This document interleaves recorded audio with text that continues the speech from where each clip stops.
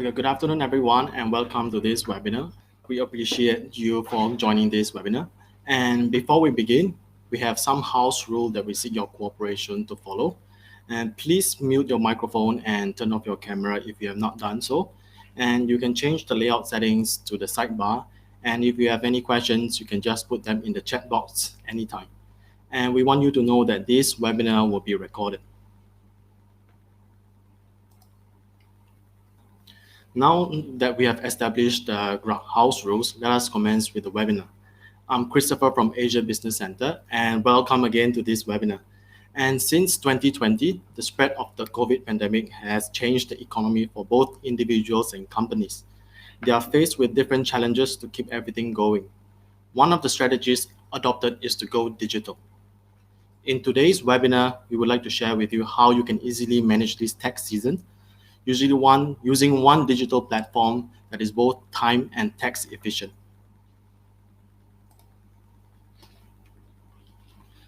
Let's run through the topics that we are going to talk about today. But before that, we would like to give a big thank you to WeWork for providing us a lovely webinar venue for today. And for today's schedule, we'll be discussing how to leverage technology for a better cash flow and how to get paid faster using online invoicing, all with the help of Xero. In addition to that, since the April tax season is coming, we would like to share with you about the Hong Kong tax system, benefits, offshore claims, and if this sounds exciting to you, stay tuned. I will be your host, Christopher Lee from Asia Business Center. We are the pioneer within the corporate service industry and professional tax advisory. We want to share with you effective solutions in accounting, auditing, and taxation in Hong Kong.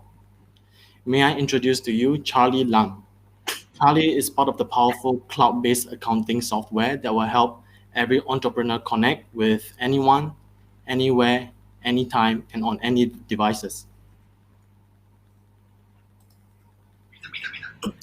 And lastly, a basket of surprise gifts has been prepared for everyone who joined us today for this webinar. So stay tuned and we'll let you know what exciting freebies you will get at the end of this webinar. There will also be a pop quiz at the end of the webinar where we'll be giving away 5 Xero subscriptions. To kick off the first half of the webinar, may I present to you Charlie Lam. Charlie, over to you.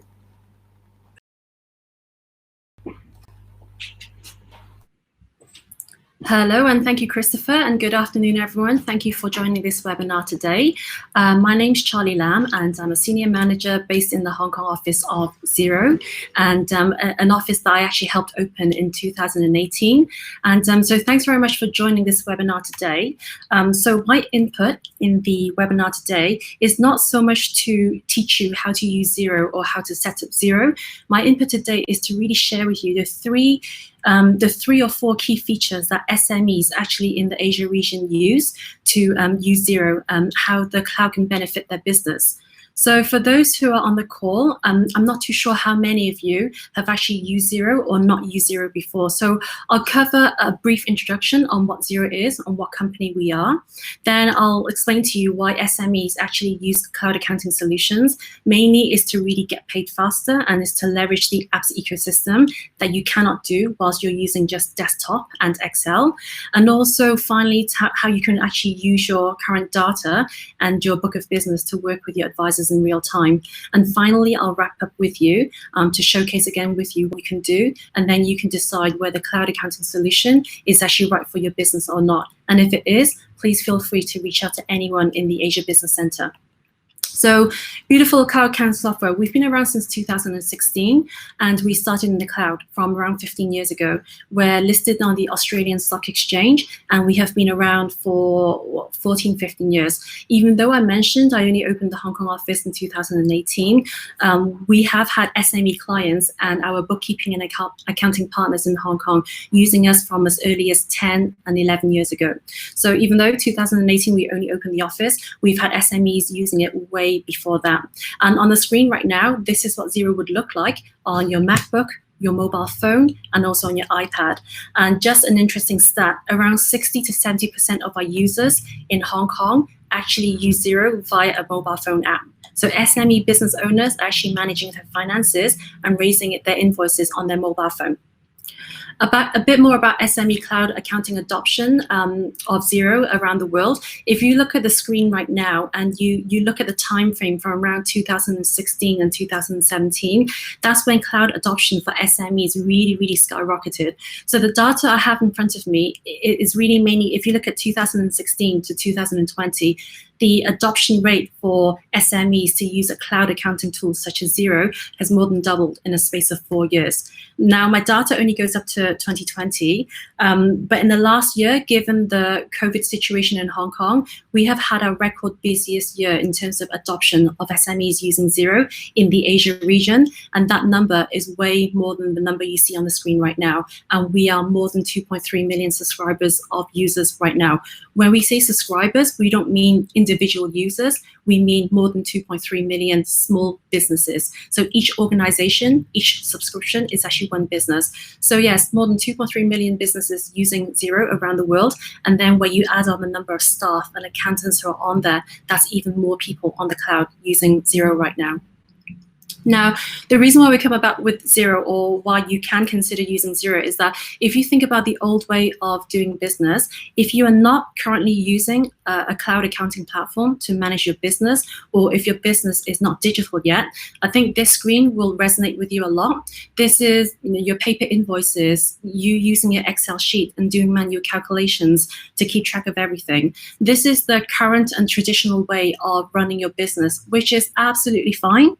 But it's not fine if you kind of want to leverage digital payments or you want to leverage apps, because to be able to use those kind of solutions, you have to move your business onto the cloud first, and you can't rely on desktop solutions or hard copies of paper. And this is where we talk about moving out from the old way of doing things to the new digital way of doing things, which is cloud solutions to digitize your business, because your finance is the lifeblood of any SME. So cash flow is very important to an SME. When you do move your businesses over to a cloud solution, you get to keep track of online invoicing, your payments. You can do your banking reconciliation. You can look at your real-time dashboard, and you can automate a lot of financial reporting as well. So that's the big difference of moving from a traditional way of managing your books or looking after your finances to using a solutions such as Xero for all your accounting needs. Now, I mentioned digital needs. Not only do you have your business on Xero, but when you do use Xero, you know that we do have a lot of banking connections with a lot of banks around the world. And if you look at the screen, for Hong Kong, we have DBS, HSBC, NEET, Air Wallets as well, which is newly added to us. When you actually use a Xero subscription, your bank feed, if you're using any of those banks listed on the screen right now, is automatically connected, or you can actually elect to connect up your bank to Xero. That means that every single morning between 7 to 9 a.m., all of your transactions from yesterday would come into Xero. And the beauty of this is that business owners only need to check their Xero account. They don't have to log on to a separate banking app to see who paid them or what's been paid, or move the data over manually to their accounting software.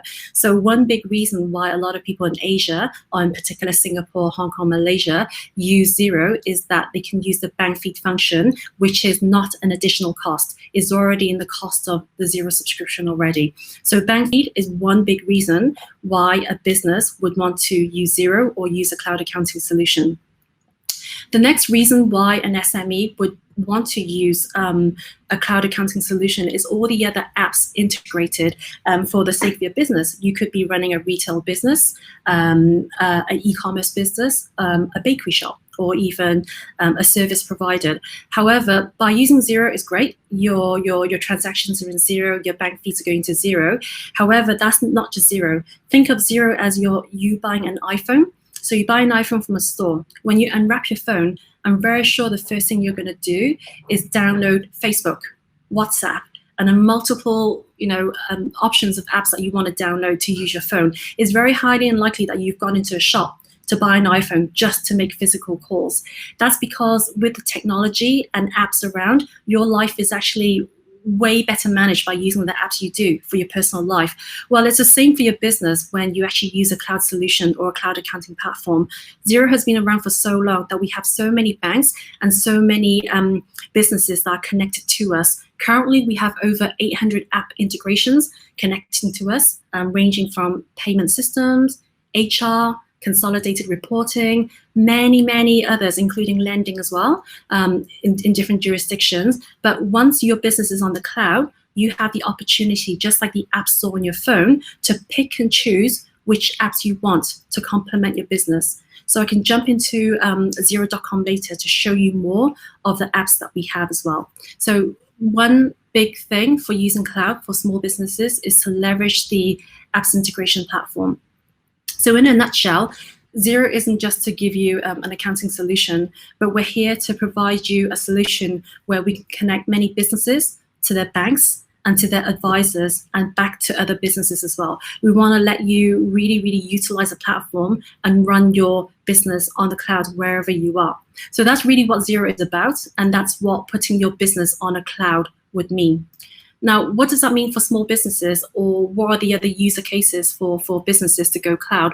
Well, we know for sure from studies that small business owners spend a lot of time chasing for payment and chasing for invoices. No business owners really like actually chasing for payment. No one wants to call up the clients and say, hey, you're overdue, pay me. And also it's very hard for you to keep track if you don't even have a proper system to raise invoices. For example, I know a lot of clients who are not yet on Xero. They send out a PDF via email. That's how they issue their invoice. And if you ask any business owner anytime, hey, how much money do you have in your bank account, or who owes you an invoice, who's overdue, many business owners may not be able to answer you right on the spot. They might have to check their sent items to tell you, oh yes, then to find who owes them money. However, when you're on Xero, you simply open the app and all your outstanding invoices and bills are there, provided you actually use Xero to raise the invoice. So business owners actually save a lot of time by using an app like Xero to raise their invoices rather than the traditional way to raise an invoice and to also chase payments. Secondly, the reduction in time to pay for invoices.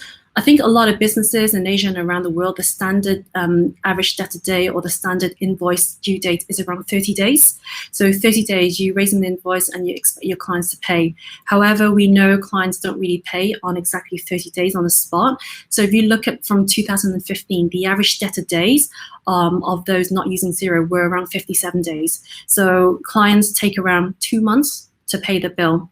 And throughout 2016, all the way to our latest stats in 2019, there's been a major reduction in average debtor days for those to get their money back when raising an invoice on Xero.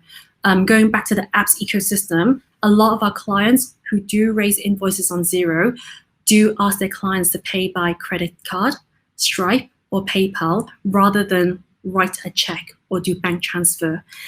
When you do use those apps as well for payment, you get paid even faster and is way faster than 20 days. The average payment day for an online solution is around 7 days. So the 20 days even gets significantly reduced if you're willing to use an app such as PayPal or Stripe and offer that in your invoice for someone to pay you. So you're pretty much making it easier for your clients to pay you back.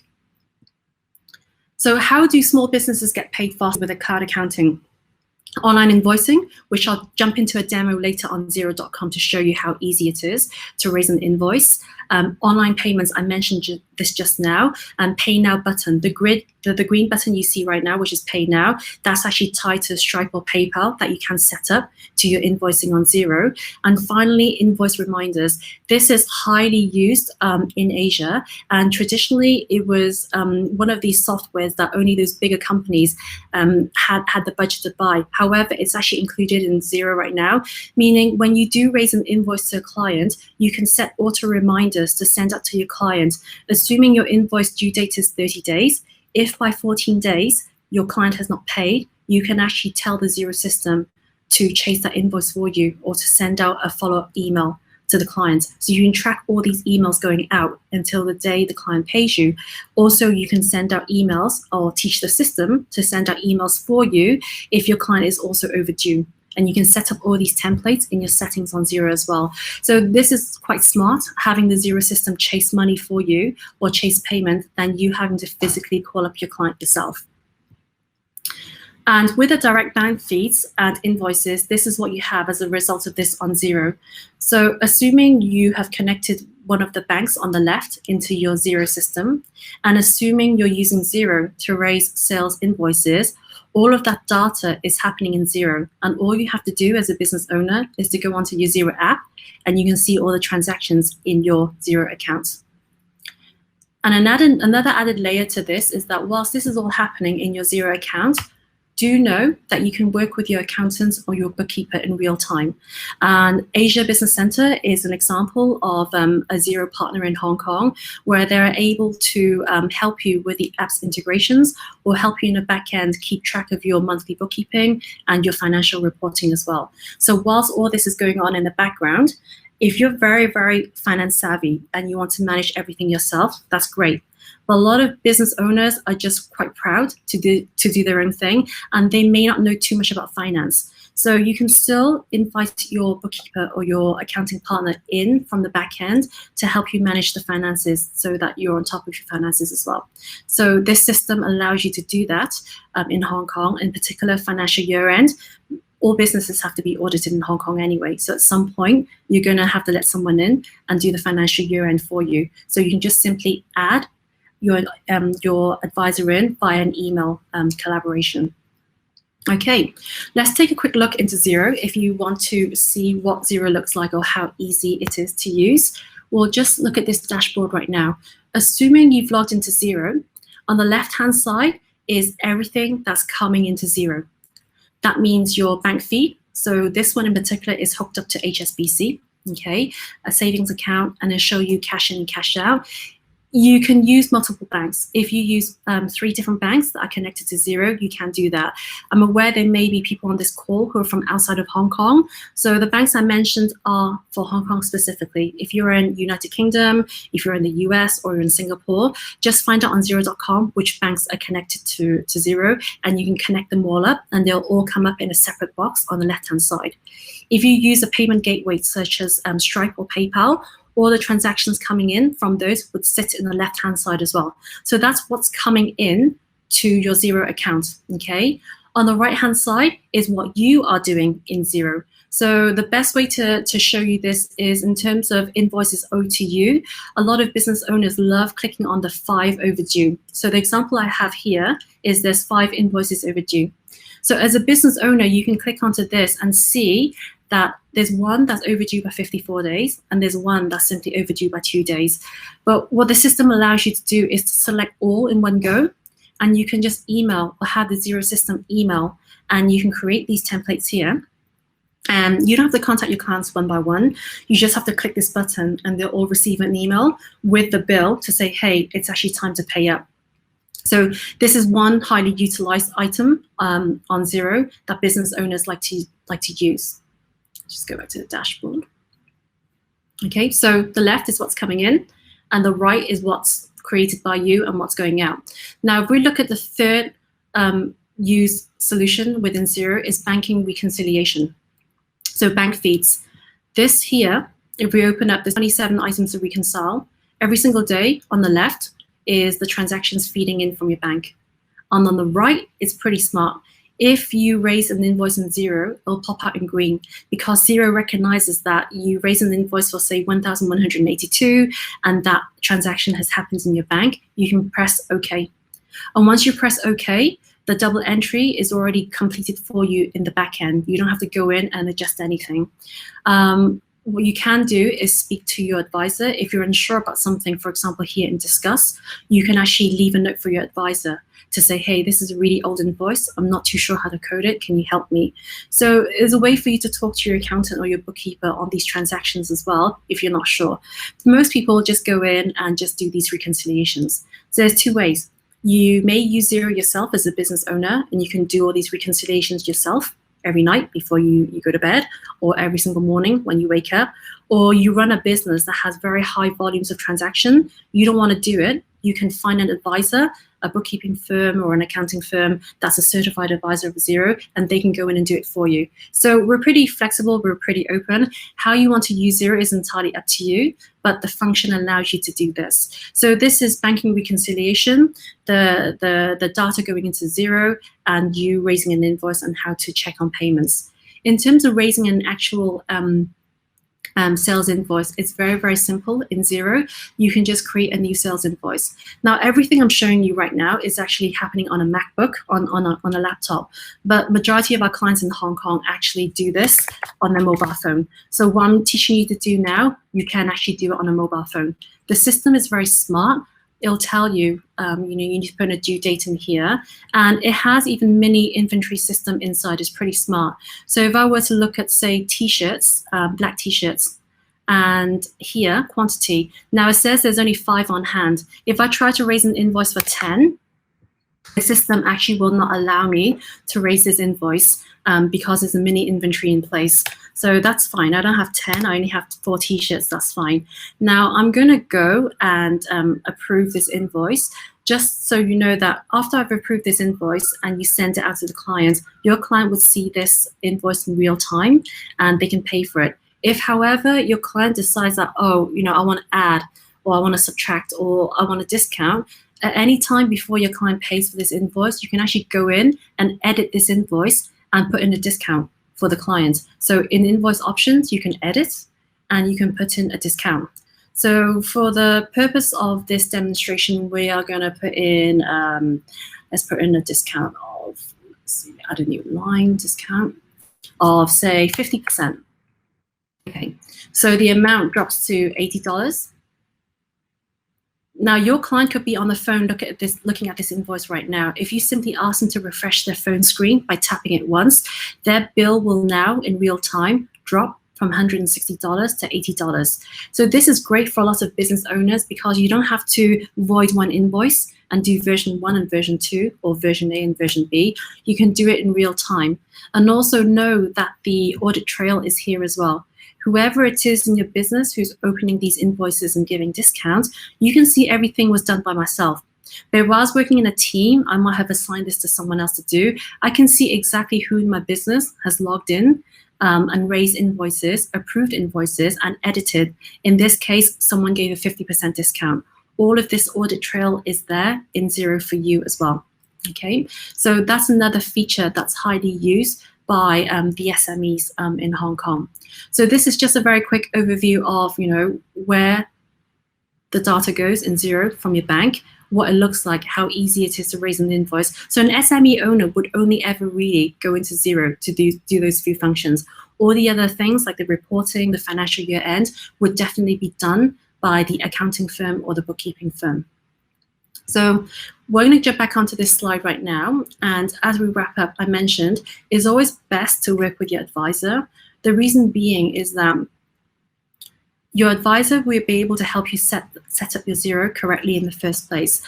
A lot of advisors in Hong Kong could help you do a Xero check.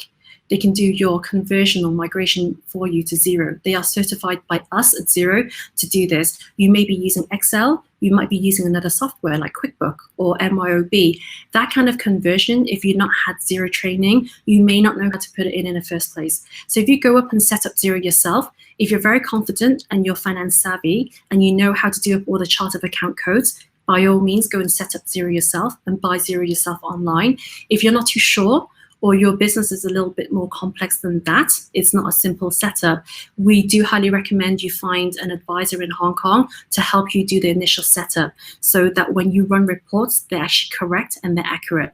Otherwise, if you go and do the setup yourself, you find an advisor later, then they could charge you even higher to undo everything for you. Also, advisors can help you set up your invoice templates, as in putting in all the apps, the Stripe, the payment gateways into Xero as well. And they're great at the apps advisory and connection. The advisors would know the apps way more than the SME user, as they've been on a platform longer than a new SME user.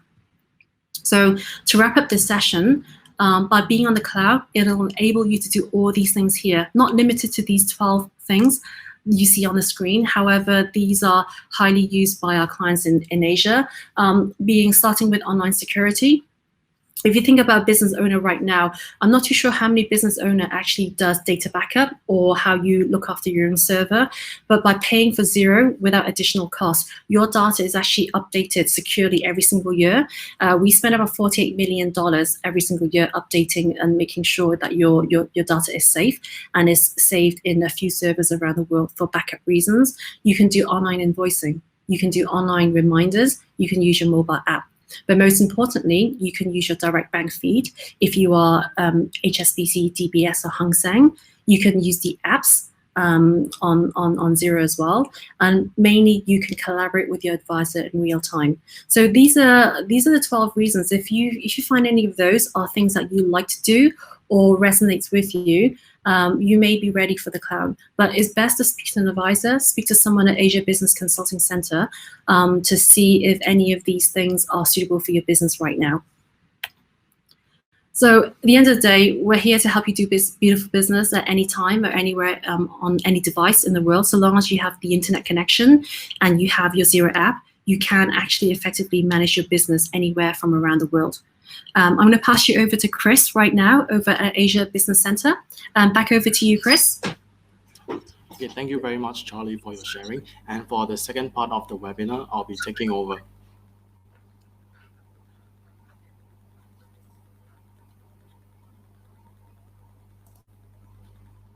Let us now look at the very basic backbone of Hong Kong's taxation. And in Hong Kong, the tax will be based on a territorial basis. This means that if you have income or profits that are sourced from Hong Kong, it will be most likely subject to tax. And for this taxation basis, it is a little bit different from some other countries like the US, where they tax on a worldwide basis. So if you have offshore profits in the US, it might not be exempted from tax. With a company in Hong Kong, some of your businesses may hire employees to create value for your companies. And if you have employees, you will need to submit the employees return 2021. And the purpose of this return would be to facilitate the IRD's correct assessment of your employees' tax. And in this webinar, for the IRD, I will closely use another term called the tax department to avoid confusion. And for the employees return 2021, the issue date will be on the 1st of April 2021, and they have already been issued. And the deadline to file the employees return will be on the 30th of April 2021. As you know, there's the declaration period for the income for your employee, and this period is on the 1st of April 2020 to the 31st of March 2021. Besides having the obligation to declare your employees' income when they join your company, there are other employment situations that you need to comply with the tax department as well. For example, if you have an employee who is commencing the employment in Hong Kong, you will need to notify the tax department within 3 months when they start the employment, and you need to submit the form number IR56E. And for the second one, which is the situation of being employed, this is the one that I explained earlier, so I'm not going to go much into details. And the next one will be the cessation of employment. So if your employment is going to cease their employment, you should notify the tax department no later than 1 month before. And the form that you need to submit to the department will be the IR56F. And finally, if your employee is a foreigner and they are going to leave Hong Kong after they complete the employment, this form of IR56G should be submitted to the tax department no later than 1 month before, and you need to also withhold the payment to the employee. Now let us look at this scenario for the commencement of employment. In this example, let's say on the 5th of May 2020, company X employed a new staff, Miss Jane. When the company employed Ms. Jane, they are required to submit the IR56E form within 3 months period, which is by the 5th of August 2020. And fast forward the time to the 1st of April 2021. Do you remember on this date, the tax department is going to issue to the company's employer's return 2021. And for company X, they will be required to declare the information of Miss Jane to the tax department. Now, let us fast forward the time again to 4th of May 2021 when Miss Jane completed her employment contract with Company X. So what Company X would need to do would be to ask Miss Jane if she is leaving Hong Kong after the termination of her employment. So if Miss Jane said that, no, I'm not going to leave Hong Kong, I'm going to stay in Hong Kong, then the Company X will need to file a copy of IR56F form on or before May 2021. If Miss Jane tells Company X that she is leaving Hong Kong after the termination of her employment, Company X needs to file 2 copies of IR56G and withhold money due to Miss Jane. And you need to take note that after you file IR56F, the company will not be required to file IR56B.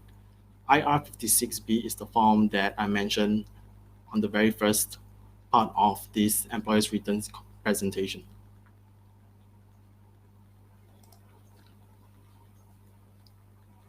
Now, after you have issued the employer's return back to the tax department, they are going to process the information that you have provided to them, and then they will issue the Salaries Tax 2021 to your employee. And the issue date will be on the 3rd of May 2021, next month, and the filing deadline will be 2 months from now, which is the 3rd of June 2021. And for the declaration period, it will be the same as the employer's return 2021, 1st of April 2020 to 31st of March 2021. And for the salaries tax rate in Hong Kong, individuals are taxed up to 17% of the net chargeable income. And to find the net chargeable income, you can take the income that the employee receives from the company and deduct it by the allowances and the deductions allowed.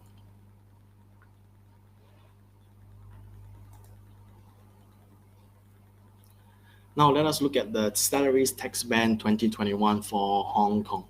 So as you can see, our focus will be on the right side of the table that is highlighted in light yellow for 2018-19 onwards. As you can see, for the net chargeable income of up to $200,000, the tax rate will be 14%, and the tax will be 16,000 Hong Kong dollars. And for any income that is above this level, the tax rate will be 17%. If you compare it to the previous period of the year of assessment 2017-18, there are quite a variation in the rates, which is from 2% to 12%, and the net chargeable income, the total amount of 135,000 Hong Kong dollars.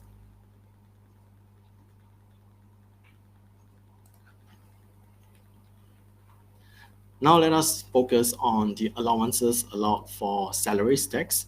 And for these allowances, you need to be very careful because they are only available to those individuals who are subject to salaries tax in Hong Kong.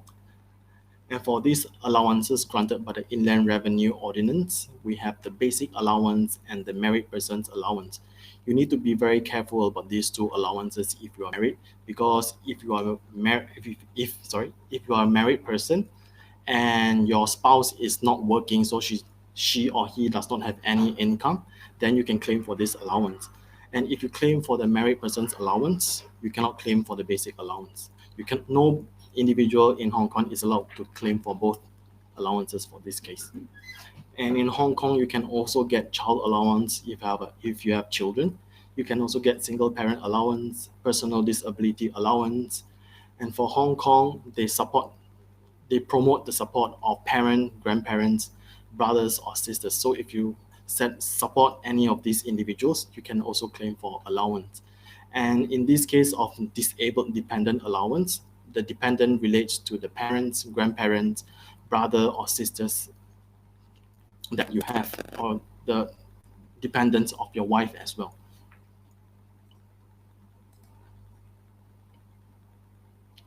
Now let me ask you a question.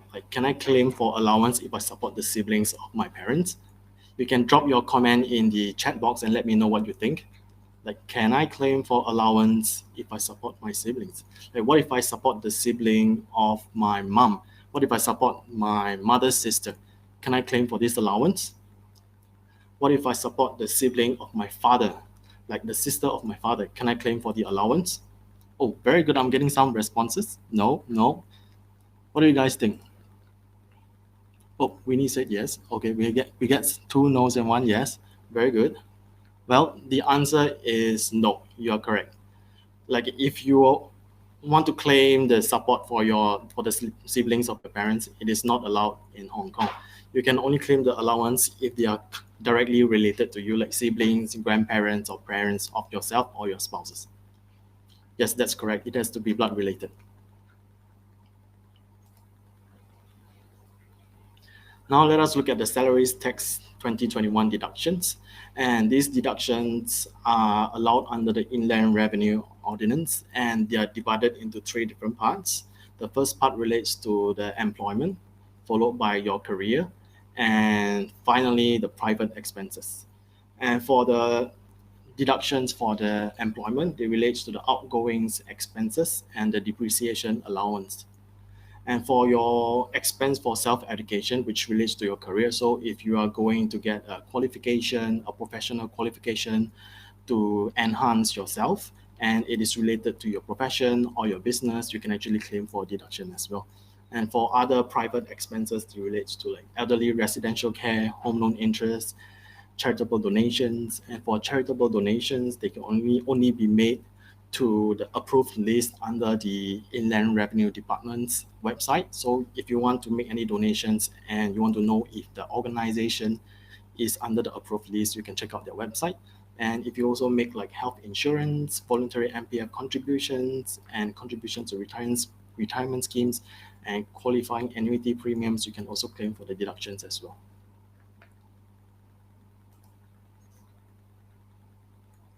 Let's move our focus now to Profits Tax 2021. And for this is very critical for many companies right now because the first batch has already been issued on the 1st of April, and we are still expecting some other tax returns to be received at our office for some of our clients. And if you are a newly incorporated business, you need to take note of this because for newly incorporated business, your tax return issue date will be different. It will be issued around 18 months from the date of your company's incorporation. And for the filing deadlines, it is very tricky for some people because the deadline are based on the company's financial year end date. So if your company's financial year end is on the April to November 2020, your deadline will be on the 31st of May 2021. And if your financial year end date is on the December of 2020, your deadline submission will be the 16th of August 2021. And finally, if your financial year end date is from the January to March 2021, your submission deadline will be on the 15th November 2021. However, there is one exceptional case for the companies with financial year ended January to March 2021. So if these companies with these financial year ends dates and they have operating losses, their deadline are actually further extended to the 31st of January 2022. So let me ask you a question now. Like, what happens if I am late for my submission? Do you guys know the consequences of what will the IRD or the tax department do to you if you are late for the submission? You can leave your comment in the chat box to let me know what you think. Yes, penalty. That is one of the consequences that we will get from the tax department. Do you think that the tax department is going to send us to jail because we missed the deadline? Or do you think that, what do you think they will do to us? Let us know.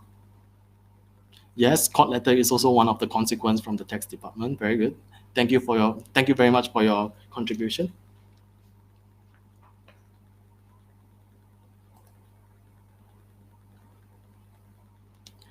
And let us now look at the three different consequences and actions that will be taken by the tax department if you are late for the tax submission. As you can see on the picture on the left, it says that it is the penalty letter, sometimes referred to by the tax department as the compound offer. And you can see on this print screen of the letter, it says that you may be fined up to $10,000 and 3 times the amount of tax for the year of assessment. And to satisfy their requirement, you actually have to return the this letter that they send to you, and also submit the tax return, and also pay them a penalty fine of $3,000.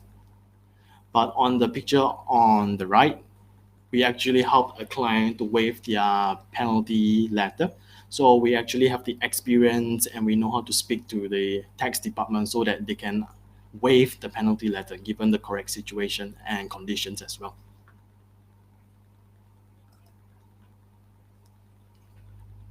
Now, the second consequence from the tax department would be the estimated assessment. And for this estimated assessment, you have to be very, very careful with it, because this assessment by the tax department will be final and conclusive 1 month later, unless you object to this estimated assessment in writing. Because for this letter, it is very crucial, because if your company has a high profit, let's say Hong Kong dollar 1 million for the previous period, but for this coming period, your company doesn't have any operation, so you should not be paying any tax. But for what this estimated assessment does is that they will take the estimated profit that you have from the previous period and they tax you on this amount, when in reality you should not be paying this amount of tax. So the implication can be very big for your tax liability of your company. And let us take a very quick look at this objection that we did for the estimated assessment. Like in the picture on the top, our client received this letter, and through our professional service and our fast action, we managed to reject this estimated assessment very quickly and promptly without any problem. And this way we helped our client to save value for their company as well. And for the final action taken by the tax department, is the court summons. This is the most serious one, because for this letter, when your company receives it, the director of the company will be summoned to the court. And another option would be for the director of the company to appoint a representative to attend for the court. And for us, Asia Business Center, we actually offer like court representative services. So if you have a court letter and you need someone to represent you, you can actually approach us for this service. And two very important points to note for the court summons is that the profits tax return and the audited financial report must be submitted in 30 days from the court hearing date. The reason for the court sending this letter to you is because you still have not submitted the tax return, or your return was late, but you didn't give any valid reasons to them. And for the second point that you need to note, that is after you attend the court summons, the court will usually issue to the company like a court penalty fine, and this penalty fine has to be settled in 14 days. Now let us look at the profits tax rate in Hong Kong. And this is a little bit unique from other countries because we call it the two-tiered profits tax rate. And for this, the first Hong Kong dollar 2 million of assessable profits will be taxed at 8.25% for corporation and 7.5% for sole proprietorship and partnership. Whereas for the remaining amount that exceeds Hong Kong dollar 2 million, they will be taxed at 16% for corporation and 15% for sole proprietorship or partnership.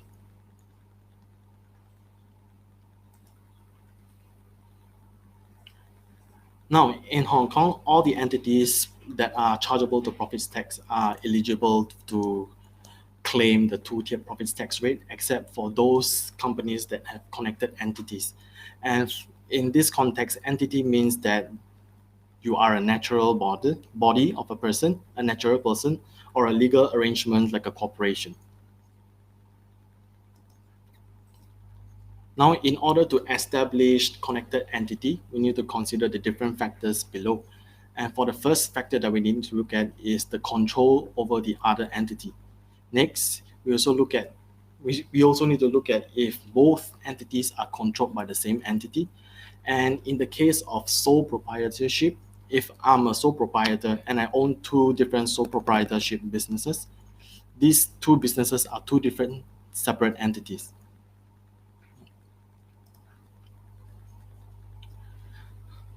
Now that we have established what we discussed earlier, we need to also discuss the control. To establish control, we need to know these different factors below.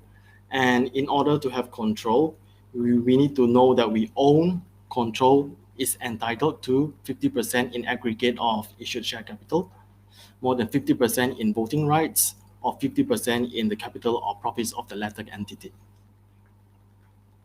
So after you establish all these factors and you know that you have the two-tier profits tax, you can actually assign the two-tier profits tax to different companies that you have. Now let us look at the profits tax for deductible expenses. And you need to note that these expenses are only deductible if they are incurred in the production of profits. So if your expenses are domestic or private purposes, like if you use it for dining, for movie, or for shopping, just for leisure, for private users, these expenses are not deductible. And so these expenses must not be capital in nature as well.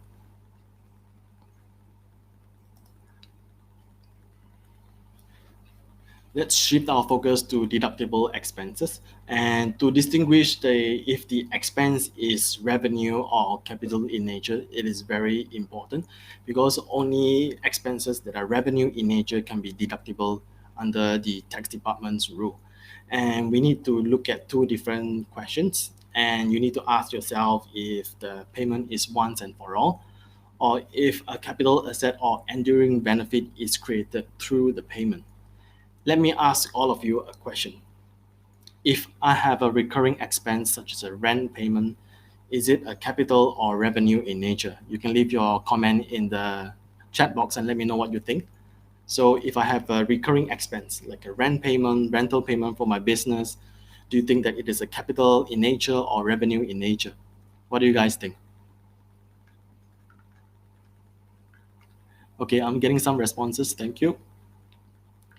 Revenue in nature. Yep, you guys are correct. It is revenue in nature. Because if you refer to the first factor that I've mentioned over here, it says that whether payment is once and for all. Whereas for this rental payment, it is recurring. So it is not a once and for all payment. So it is revenue in nature.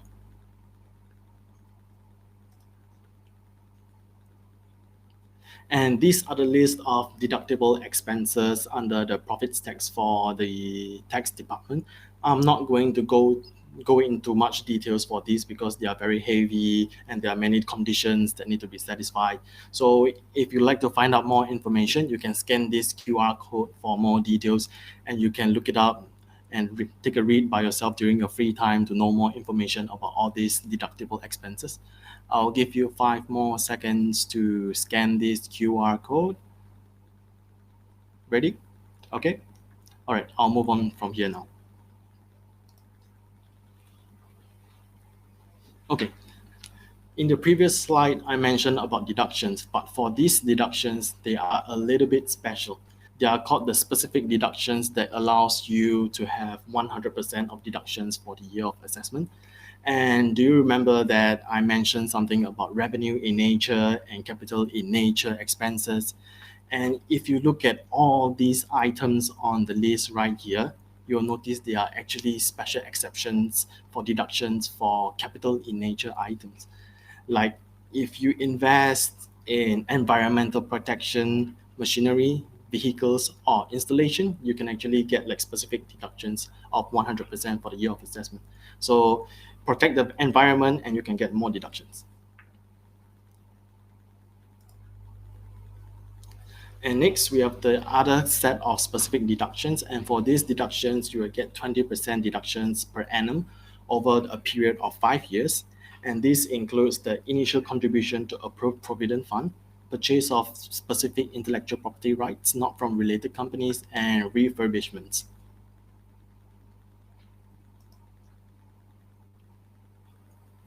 Now let us look at the offshore profits tax. And as I mentioned earlier at the beginning of the slide, that only profits that is sourced from Hong Kong are subject to tax. And right now, there are 3 different kinds of businesses in Hong Kong, like trading businesses, service businesses, and manufacturing businesses. And today, for our focus for offshore profits, we will be focusing more on trading and service businesses. Now, for the IRD to determine the source of profits, they will apply a method called the totality of facts. And this method actually considers all the facts and information that they have for your company before they determine where the source of your income actually comes from. So in the end, when they finally determine that the source of your profits is actually really offshore, not in Hong Kong, then you'll be granted offshore profits. So in order to establish if you can actually claim for offshore profits claim, let us look at the next slide. Now, in order to know if you can claim for offshore profits, you need to first ask if your business is operated in Hong Kong. Like if you have any customers or suppliers in Hong Kong, like did your company provide any services to company in Hong Kong? Or did your company have any products entering Hong Kong? This relates more to manufacturing. And if there are any sale or purchase contract effected in Hong Kong. So if you answer no to all these questions, you can probably try to claim for offshore profits tax, but you should still let us know the situation of your company before you make the decision, because you need more professional advice on this matter, and it's not as simple as it seems. There are more things to consider as well.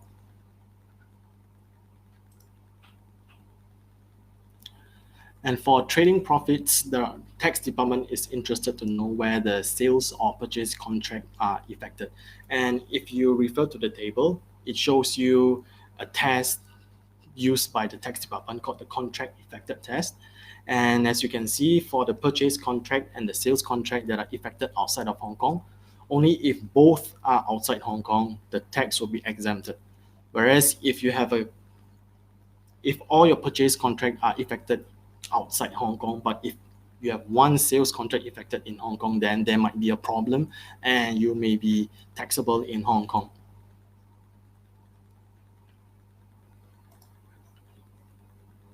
Let us now look at the offshore profits tax for services. And for this service company, the tax department is interested to find out like where were the services carried out. And the tax department will use a test called the operations test to know what is the originating cost of the income, and they want to know if the originating cost took place in Hong Kong. And besides the both two tests that I mentioned, operations test and contract effected test, the IRD will also use the totality of facts as a combination to know if the company's profit is actually really in Hong Kong or outside Hong Kong. Now, these are the services that our company, Asia Business Center, can provide to you. We provide Xero cloud accounting. We also can make arrangement to prepare an audit report for your company and act as your tax representative. On top of that, we also can complete and file your company's profits tax return. And now is the tax season, so you can contact us to find more information. And for the other services that are not accounting, audit, or tax related, we provide company secretarial and virtual office services as well. For company secretary, it actually complements our accounting, audit, and tax services, because as a company secretary of your company, we can actually sign off on the profits tax return, which can save a lot of processing time to courier the form back and forth, which can actually waste a lot of time actually.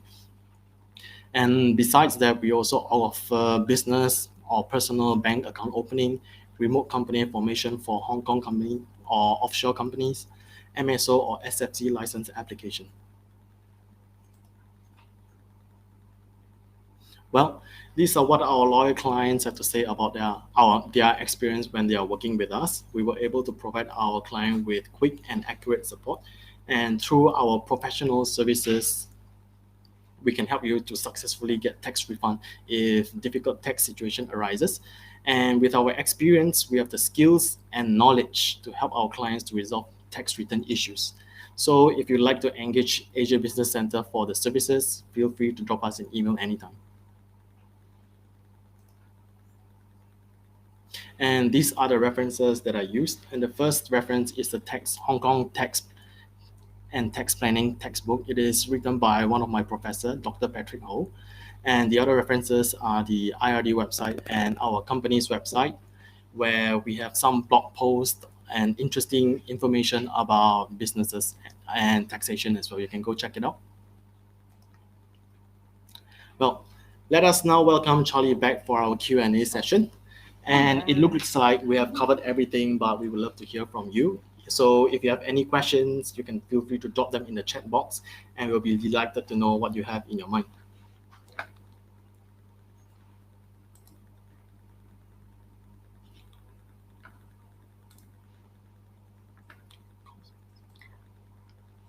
Okay, thanks for having me back, Chris. The question I see on the screen right now is, what is the cost of Xero?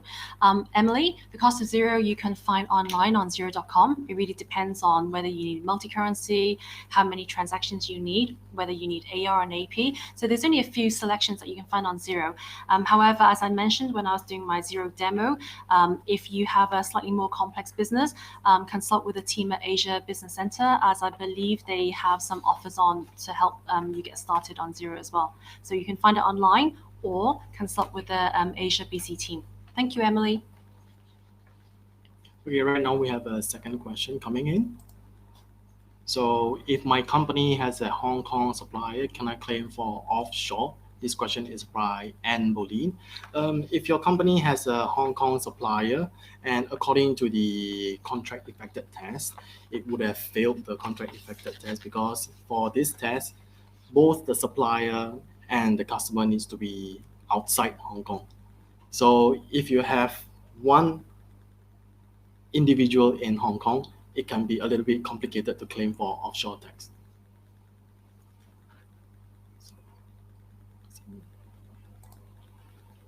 Okay, the next question again by Emily. If I'm using another accounting software, can I transfer my data easily to Xero?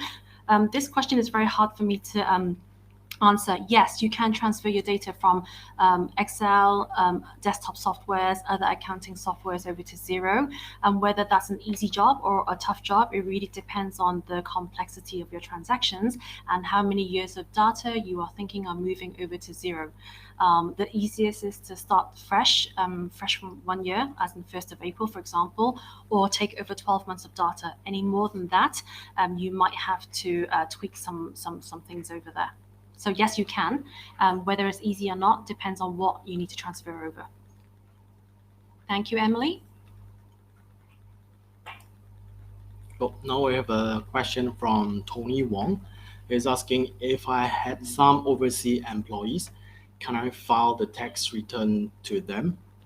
Well, if you have overseas employees, according to the tax department's regulation, you have to file the employer's return for them, irregardless if they are based in Hong Kong or overseas. So if you have employees employed right here by your Hong Kong company, you will need to file the return for them as well. Thank you very much, Tony Wong. And let's move on to the next question.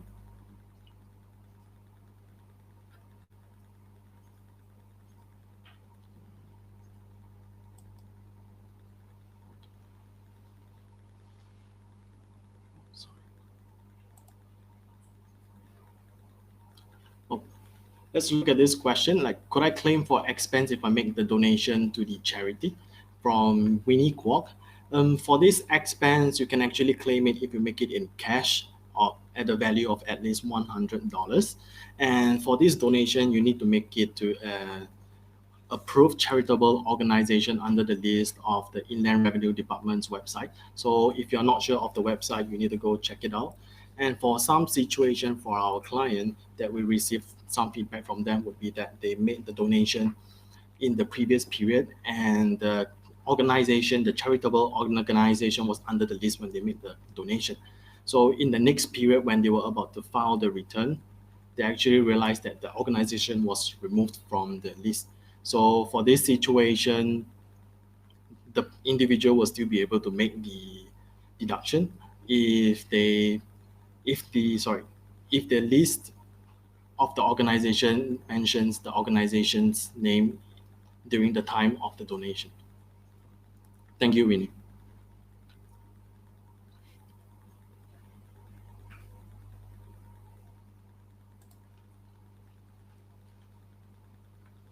Okay, now we have another question from Vardhan Muradian.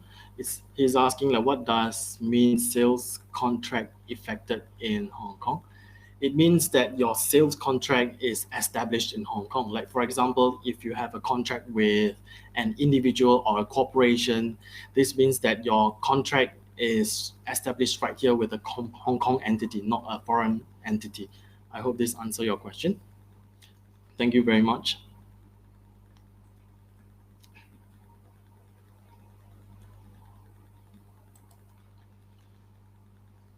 We have a question from Luna Lu. Do I need to lodge a company auditing report every year? According to the Hong Kong Companies Ordinance, you'll be required to lodge the company audited report every year, unless your company is dormant. So even if your company is inactive, for the case of some of our clients, you still actually need to prepare an audited report every year. Thank you very much, Luna.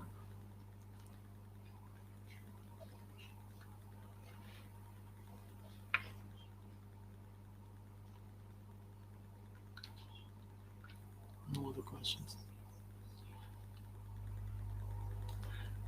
Do you guys have any other questions that you'd like to ask that you can drop down in the chat box?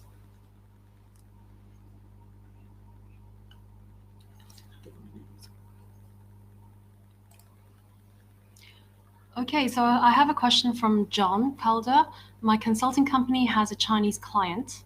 Are many Chinese-based companies using Xero? I raise less than 5 invoices per month. Does this make sense to use Xero? Absolutely, John. We have a solution which is for starter partners, and that's less than 20 transactions a month, I believe. So that would suit you, and it's at a lower price as well, only because there are many holding companies in Hong Kong, and we cater for that. So with a platform, it's global. So long as you have the internet connected, you can use it, and your clients can be anywhere. You can be anywhere also. However, just know it doesn't have China tax, okay, sales tax inside the Xero subscription. But yes, you can use Xero for sure anywhere around the world. There's a better price solution for you. So you can speak to the Asia business team, or just go online and find the starter version. Either way, you can use it for a small company or small transactions, shall I say. Thanks, John.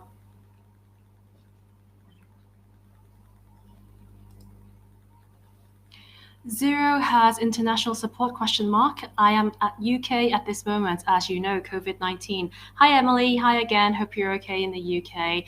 It's not so much international support. If you are using Xero already, in the top right-hand corner, there's actually a question mark. When you click on a question mark, in the drop-down, there's Xero support. And our Xero support is 24 hours. Wherever you are in the world, if you happen to be in the UK time zone, you'll highly likely be answered by a support colleague in the UK. And all of Xero support, when you raise a case, are accountants anyway. So yes, we have support that's online and not so much a person for you to call.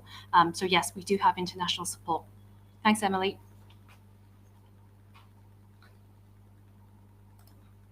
Okay, now we have a question from Fanny Chan. Do you help us on pay lower tax in Hong Kong? Well, in Hong Kong, the tax rates are fixed. So actually we can, even for individuals or corporations, our company, Asia Business Center, we actually offer tax planning services for individuals and corporations. So if you need any of these services to reduce your tax liability in Hong Kong, you can actually drop us an email and we can discuss further on this, on how we can lower the tax that you have to pay in Hong Kong. Thank you very much.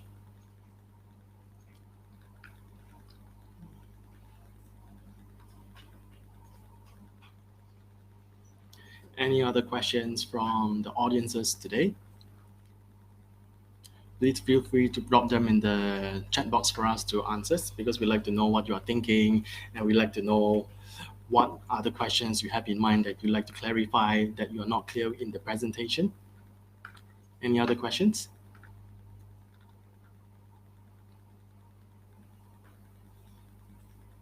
No, no questions? Okay, shall we move on to, let's move on to the next session for this webinar.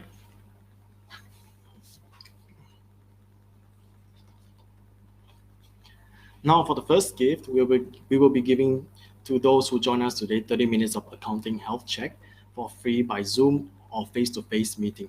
You can make an appointment with us by sending an email to business@asiabc.com.hk before the 23rd of April 2021, which is Friday.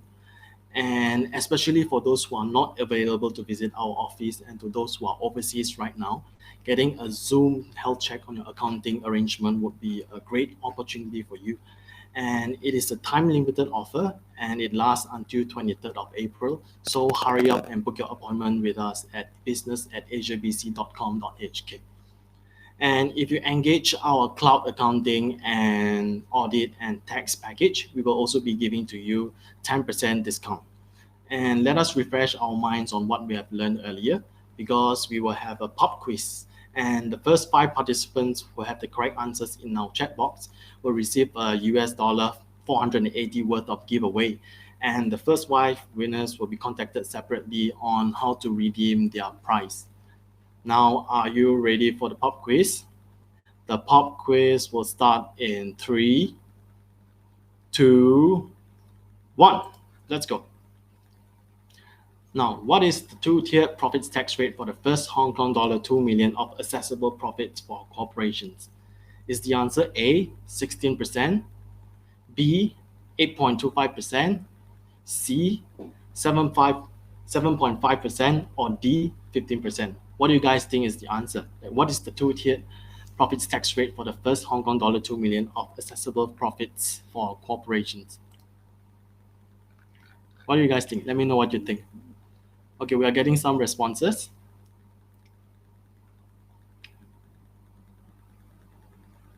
You have to leave the alphabets like A, B, or C, or D in the chat box.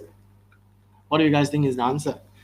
If you win this, if you get this correct, you can actually win like a Xero membership. Are you guys sure with the answer? Okay, now we're getting some responses. Very good. Okay, let me count the number of winners. We have like 1, 2, 3,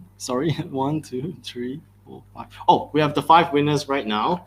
Let me announce the winners to you. For the first winner, we have Luna Lu.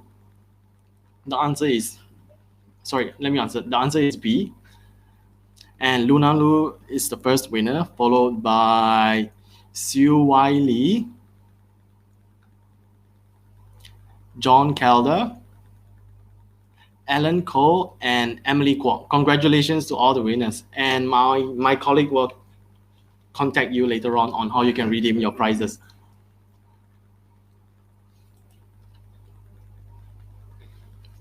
Now, it was a great pleasure to be your host for today. But before we formally end our first webinar for this year, don't hesitate to contact us, Asia BC and Xero. And if you have any questions, Charlie and I will be glad to assist you. And you may take a photo of this slide to know how to contact us easily. Also, don't miss out to grab our free 30 minutes accounting health check plus 10 minutes of the cloud accounting, audit, and tax arrangement package. And you can use our discount code AsiaBC and Xero before April the 30th. And this could be a great help for you to have a time and cost-efficient way to handle your current tax arrangement. We will be sending you an email on how you can enjoy these welcome gifts as well. And at last, a big thank you to our panel for putting together this excellent webinar today. And a massive thanks to Charlie for participating and sharing helpful information about the cloud accounting platform Xero. And we want to thank everyone who joined us this afternoon. And I believe each one of you have learned some new approaches here to boost your entrepreneurial journey, especially in this tax season. And Charlie, do you have some comments for the audiences? No, just it's a great time to be on the cloud right now. Very good. All right. So before we conclude this afternoon, we would like to hear your valuable feedback for the first webinar this year, and it would be great if you can fill out a 2-minute survey that will be on this platform soon. We'd like to know what you are thinking, what you think, what we are doing, and we wish everyone a good day. Stay healthy, stay prosperous, everyone. Bye bye, and see you next time.